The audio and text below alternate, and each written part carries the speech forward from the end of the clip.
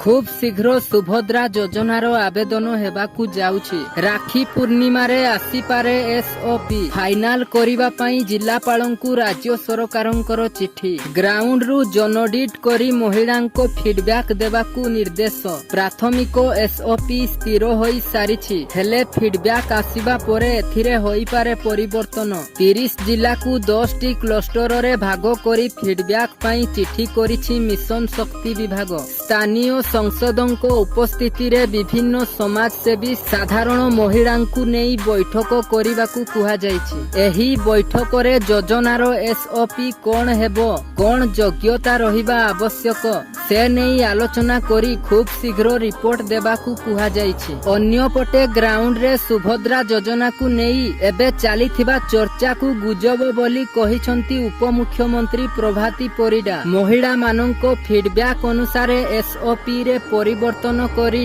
रूपरेख चूड़ांत हेबो बोली से सूचना देइछंती। तेबे पूर्वरु अगस्त 15 सुधा एसओपी फाइनाल हेबारो थिला, किंतु विलंब हेबाकु नेई घेरिछि बीजेडी सरकार। तो दर्शक बंधु ये थिला आजिरो अपडेट। जदि भिडियोटी भलो लागिछि गोटे लाइक करी अन्य मानंकु शेयर करी दियंतु एवं एही भली इन्फॉर्मेशन जानिबाकु चाहुथिले आमो चैनल को सब्सक्राइब करंतु।